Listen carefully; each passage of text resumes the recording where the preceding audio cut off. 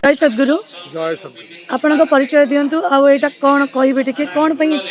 लोक ये समागम होती से विषय टे कहतु। मो ना रामकृष्ण हत्ता मुझे आम दिव्य दर्शन गोटे आध्यात्मिक संस्था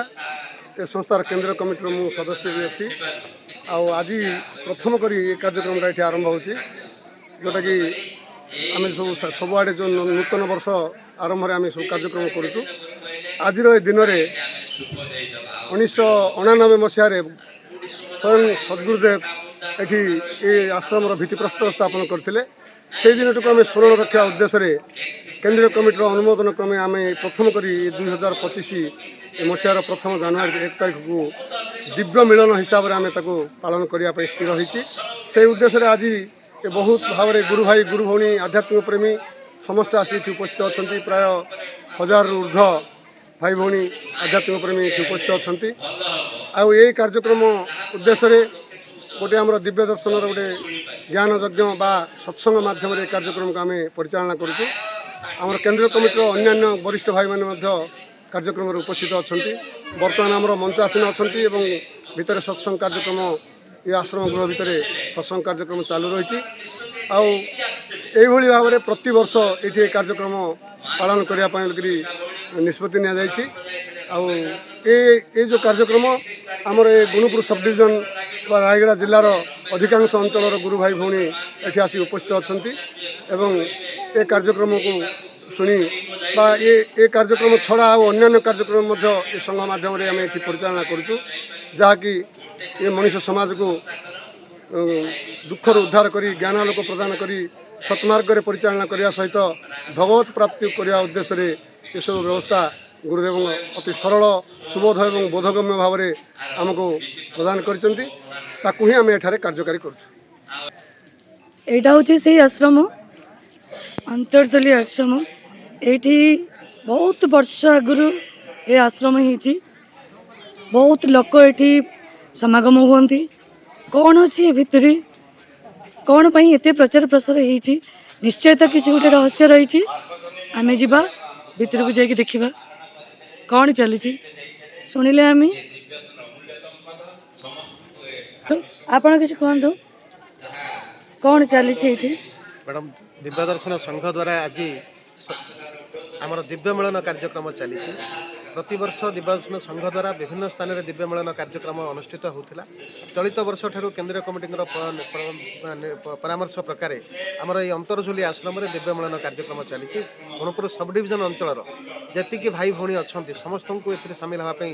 सुजोग दी जाए प्राय 1000 ରୁ 2000 भाई भौणी योगदान कर संभावना रखी ये कार्यक्रम करने उद्देश्य रही जमी समस्ते दिव्य भाव विचार को जानतु एक भाव एक विचार समस्ते परिचालित हूँ आ सत्य ज्ञान दिव्य ज्ञान प्रचार प्रसार चारिआडे हो समस्ते सुख शांति आनंद रुहतु यही जगत कल्याण इच्छा गुरुदेव इच्छा को कार्यकारी करने उद्देश्य दिव्य मिलन कार्यक्रम अनुष्ठित कर जे मुख्य अच्छा सबू कार्य संपन्न करती आम कि बुझा शुणा